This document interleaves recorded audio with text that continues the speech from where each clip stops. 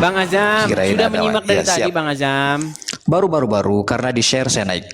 Oke. Betul tidak Bang Azam bahwa menurut Muhammad barang siapa yang menyimpan gambar atau patung atau membuat gambar atau membuat patung makhluk hidup, maka dia akan dilempar ke dalam neraka, disiksa di dalam neraka. Betul tidak? Redaksinya ada, tetapi setiap redaksi itu kan ada konteksnya. Betul atau tidak? Redaksinya ada, setiap Coba Anda yang redaksi bacakan hadis, hadisnya. Quran itu ada konteksnya. Coba Anda Orang bacakan dilarang hadisnya. buat patung, buat gambar-gambar dan seterusnya dan seterusnya. Anda tahu lah, terlalu repot kalau gitu. Terus ada apa di situ? Bung Azam, coba konfirmasi dulu apakah yang saya katakan itu benar Iya, atau salah. betul. Betul. Baik. Ya.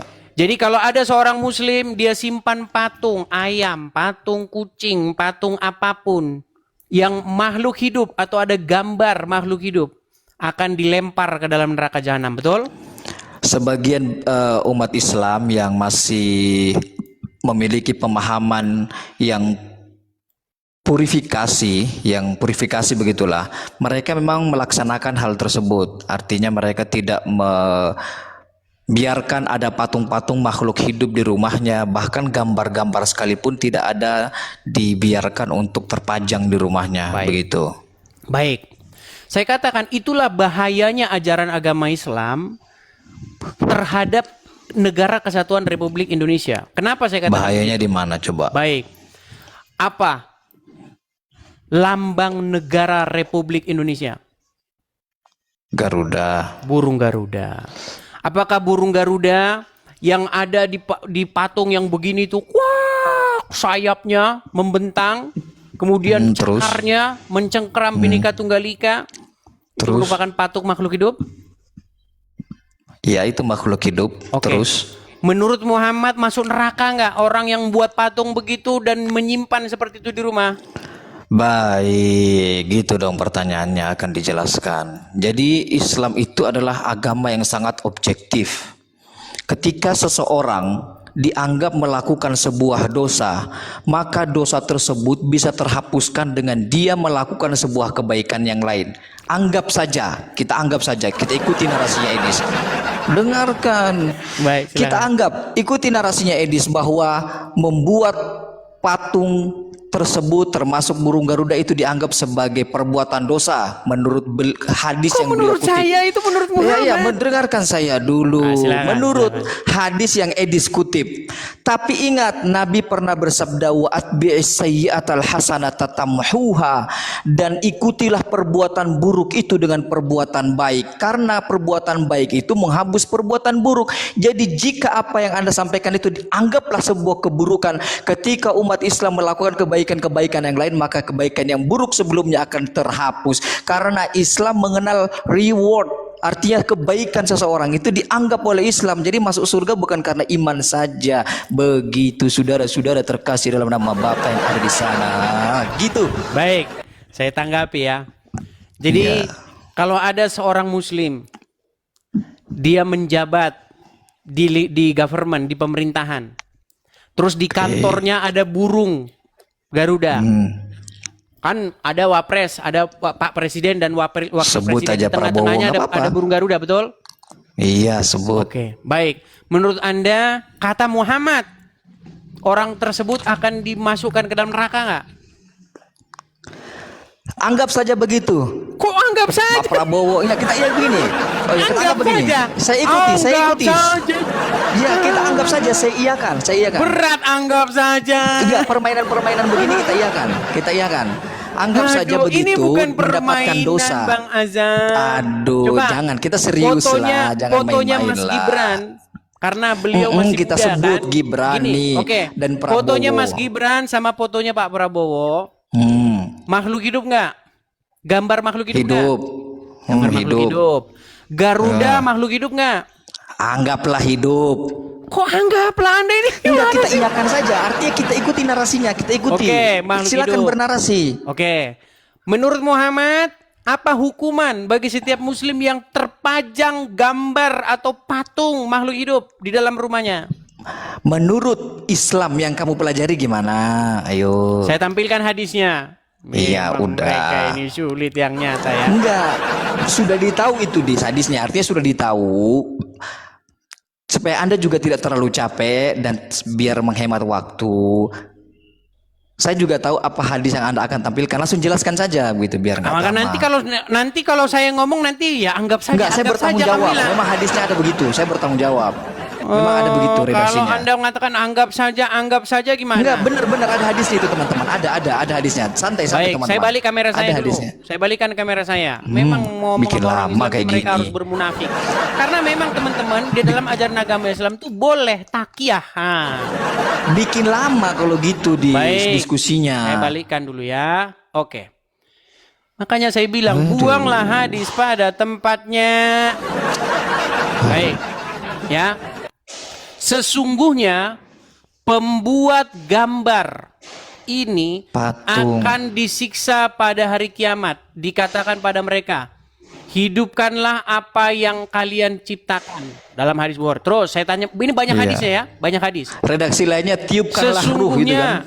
Sesungguhnya orang yang paling berat siksanya di sisi Allah pada hari kiamat adalah al-musyawrin. Apa ini? Pembuat gambar. Pembuat gambar. Terus nih, hukum nih membuat patung juga sama ini. Ya. Gambar patung makhluk hidup tuh, hukumannya disiksa. Iya. Nih, Terus. ya udah jelas. Banyak Iya, sekali nih sudah. hadis-hadisnya nih. Saya sudah iakan dari tadi Nih, di selama gambar mana sih? Sebentar, saya ambil lagi hadis yang lainnya ya. Bentar. Biar jelas nih, biar jelas nih. Saya kasih gambarnya ya. Nih. Perhatikan. Dari Abdullah dan seterusnya bahwa aku mendengar bahwa Nabi SAW bersabda, sesungguhnya manusia yang paling berat siksanya bukan yang korupsi, ingat. Menurut Muhammad, mau Anda maling, berzina, ucap syahadat, masuk surga. Ya. Orang yang paling berat siksanya di sisi Allah pada hari kiamat adalah orang-orang yang membuat surah, maksudnya patung gambar makhluk bernyawa. Nih, tambahin lagi biar banyak. Jadi jangan Anda bilang anggaplah nanti. Ya. Rasulullah bersabda, sesungguhnya orang-orang yang membuat surah-surah, patung, gambar makhluk bernyawa akan disiksa di hari kiamat. Akan dikatakan kepada mereka, hidupkan apa yang kamu buat nih, dan seterusnya nih. Apa ya. yang kamu buat? Aisyah berkata, Rasulullah pernah berpergian dan seterusnya. Ketika Rasulullah, beliau dan seterusnya. Nih, manusia yang paling berat siksanya pada hari kiamat adalah orang-orang yang menandingi dengan ciptaan Allah. Nih, Aisyah mengatakan, lalu kami jadikan tirau itu sebuah bantal dan seterusnya. Banyak ini, banyak sekali riwayatnya. Silakan Anda cari sendiri. Sudah saya kasih tahu banyak riwayatnya. Baik. Anda ini Berarti Anda tidak gimana membantah ya? sih? Tidak, saya sudah membantah. iakan tadi gimana sih? Berarti Saya hanya ingin mengkonfirmasi saja. Seorang muslim yang membuat gambar-gambar makhluk hidup akan disiksa di api neraka, betul? Betul, ketika dia tidak memiliki kebaikan lagi yang lain. Ada tambahannya kan? Iya. Sudah saya bilang, kamu katanya selalu belajar Islam, ada tapi belajar yang editannya. komprehensif. Begini Edis, ya. Surely. Islam itu agama yang memandang sekecil apapun kebaikan seseorang. Jadi ketika ada sebuah keburukan, katakan saja dia membuat patung, Berarti percuma membuat hadis ini ya? gambar dan seterusnya dan Percuma hadis ini itu berarti ya? dianggap sebagai catatan dosa. Tapi ketika dia melakukan sebuah kebaikan itu juga dihitung. Oke, berarti Begitu. berarti Nanti berzina. dipertaruhkan mana Nggak yang lebih paham. berat, kebaikannya atau Sebentar. keburukannya, sesederhana itu. Oke, berarti artinya agama Islam itu berkompromi dengan dosa, betul? Berkompromi dengan dosa maksudnya? Berarti itu bentuk berzina, keadilan Tuhan. maling, korupsi nggak apa-apa lah. Yang penting masih ada sedikit kebaikan. Bukan masih ada sedikit kebaikan. Nah, saya turuti lagi kemauannya, nggak mau lagi. Enggak, bukan sedikit kebaikan, ditimbang nanti. Kalau malingnya lebih banyak ya dia di blender dulu. Mas Anda nggak Gimana tahu, nih jangan, orang ini? Aduh, jangan Anda mendegradasi sulit. pemikiran sendiri lah. Kan nggak Oke lah. enak tuh Berarti gini. ditonton.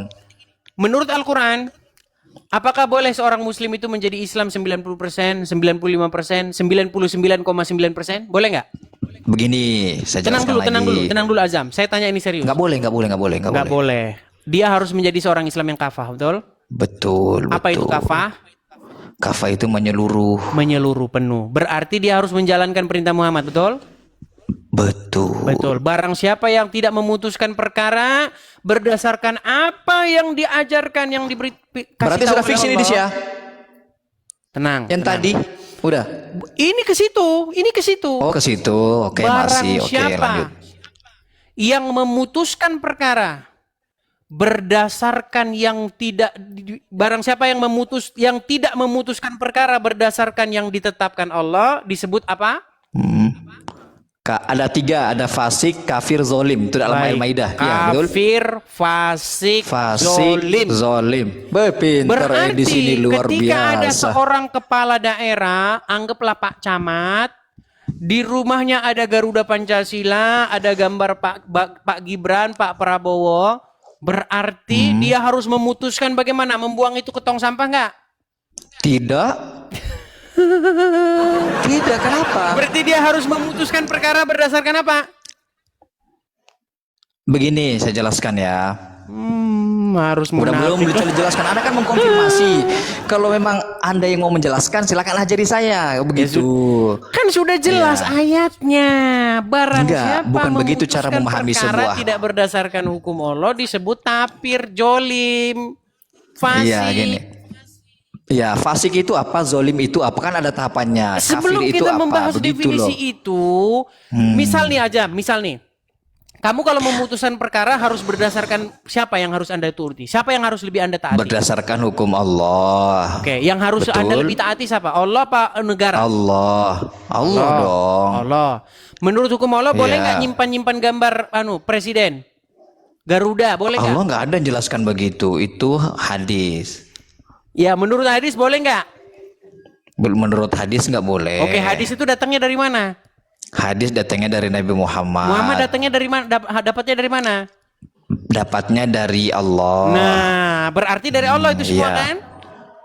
Dan hadis itu masih bisa digugat, nggak apa-apa. Gugat Mau diperdebatkan hadis, sampai gugat. mau Oke, yang baik. bangkit Berarti Anda kembali dari setuju? kubur nggak apa-apa. Anda setuju bahwa hadis itu digugat ya? Bisa digugat, bisa Gugat. diperdebatkan, Berarti Anda diperdiskusikan setuju sampai subuh. berarti Anda setuju bahwa hadis-hadis yang bertentangan dengan negara kita tercinta ini harus segera dimasukkan ke tong sampah. Setuju? Ah, enggak gitu cara Nah, itu katanya tidak tadi boleh akademis. Enggak, boleh digugat, diperdebatkan secara Tadi akademis katanya di boleh meja-meja yang digugat, sekarang nggak boleh. Waduh, gitu. Sungguh Itu namanya nekat yang kekanak-kanakan cara nyata. diskusi begitu, saudara-saudara terkasih. Jam saya sudah capek Ayo, aja, saya jawab sudah lagi. haus, capek, lelah saya. Kamu kebingungan memframing kalau sama saya, kebingungan. Bukan kebingungan memframing, saya Kebingungan. kebingungan bagaimana menghadapi kebotolan Begini. dan kenekatan kalian. Saya ajari, bukan saya ajari ya, saya menjelaskan saja, bukan saya ajari. Terkesan tidak sopan nanti kalau mengajari. Edis lebih tua daripada saya. Begini, di dalam saya ikuti narasinya Edis ya, bahwa orang-orang yang tidak berhukum dengan hukum Allah itu dikategorikan sebagai 3 kriteria manusia. Yang pertama fasik, yang pertama kafir, kedua fasik, ketiga zalim. Nah, zalim ini tingkatan yang paling rendah. Zalim itu apa sih? Orang yang tidak menempatkan sesuatu pada tempatnya. Apakah divonis neraka? Ya enggak juga. Oke, Gitu, berarti saya tanya sesederhana kepada itu Anda. kok. Saya tanya kepada Anda. Pak Presiden Islam nggak? Ah. Islam Oke. Menurut hukum Allah Pak Presiden zolim nggak? bisa zalim, Wah, makan kan harta orang pun berani dia zalim, ngomong bisa zalim, bisa. Begini, misalnya Ini Pak makanya Presiden, saya bilang bahayanya ajaran Begini, dengarkan, mereka. dengarkan. Berani-beraninya mengatakan kepada Bisa Pak zalim. Presiden, Pak Presiden seorang Boleh. zalim. Begini, Sungguh kamu saya luar jelaskan biasa, ya. kamu Seandainya, azab. gini, Berani dengarkan kamu saya mengatakan bertanggung jawab. kepada pimpinan kita demikian, sungguh nekat. Bisa, saya bertanggung jawab. viralkan nggak apa-apa. Saya bertanggung jawab. Nekat. Seandainya Inilah saya bilang mereka Pak kan. Presiden, dengarkan dengarkan. Anda masa bicara terus nggak gitu Silakan. lah. Seandainya Pak Presiden dan Wakil Presiden hari ini menjabat, kemudian ada sebagian rakyat Indonesia yang terlantar dari sisi pendidikan, ekonomi, kesehatan dan seterusnya, itu dia bisa dikategorikan sebagai pemimpin yang zalim. Iya, Karena masih kalau dia membiarkan melakukan rakyatnya itu, tapi menderita. ini kan soal Bisa. perkara gambar. Seandainya Pak Nah, Presiden itulah definisi zolim itu tidak seseram gantian, apa saya yang Anda sudah pahami. Saya sudah dapat poinnya. Saya sudah Iya, dapat poinnya. gitu. Seandainya Presiden tidak melakukan tugasnya, ya kan? Jatah yang Iya. seharusnya untuk fakir miskin dan orang-orang terlantar, misalnya dikorupsi dengan Presiden, berarti Presiden Iya. harus dihukum, betul? Setuju? Enggak juga dihukum, didefinisikan sebagai orang yang zalim. baik, si Zalim itu tidak seseram apa yang Anda oke, baik sekarang. pahami. Tapi kalau hanya Pak Presiden menyimpan gambar burung Garuda Pancasila, apakah bisa dikatakan dia zalim hanya karena ada di Zalim itu apa sih? Zalim itu apa? Saya tanya dulu zalim supaya enggak serem pemahamannya. Zalim itu apa? Zalim itu menempatkan sesuatu bukan pada tempatnya. Oke lah. Begitu. Oke lah, Azam. Misal nih, Kita misal. rehat dulu ya. Lihat. Kita rehat dulu ya. Berat ini Berat. saudara-saudara. Saya masalahnya sudah mulai sakit kepala, saya udah Enggak, perlu minum misalnya Panadol. ini kacamata saya taruh di paha, itu zalim karena bukan tempatnya. Itulah definisi zalim, Dis. Makanya pelajari Islam yang Baik, komprehensif. ada juga lah, kafir di situ. Gitu. Kafir itu ketika kita menolak perintah Tuhan secara Oke, totalitas, perintah itu Muhammad kafir apa? namanya. Perintah Muhammad apa? Boleh nggak menyimpan gambar, menyimpan patung-patung makhluk hidup? Tidak. Tidak boleh. Kalau itu tidak dilaksanakan, kafir nggak dia? Belum tentu. Belum tentu. Belum Kafir di tentu itu bawah, Ajam. hukum Islam yang Udah, berlaku. kafir di Tidak bawah. bisa di frame. Ya, Ajam, nanti kita lanjut lagi. Mudah-mudahan nanti malam kita lanjut ya. Iya, oke siap. Oke, baik. Gak apa-apa Saya ya, turunkan jangan dulu. ada yang tersinggung, santai aja kita di Oke. sosial media gitu. Oh, kan. sebentar Ajam. Biasa Ini aja. pengakuan ini Ajam ini, teman-teman, Ajam ini banyak dapat inbox dari muslim sendiri dan dicecar, dimaki-maki ya. Apa-apa. Oh iya. Karena dia mengatakan sesuatu tentang fakta-fakta dalam agama Islam, teman-teman.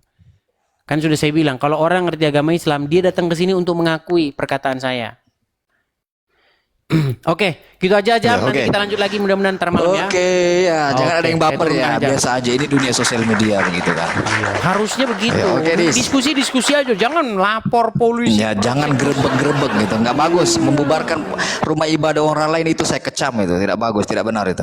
Oke, baik, saya turunkan ya Bang Ajam ya. Oke, selamat siang Edis. Selamat siang. Ya, itulah teman-teman ya.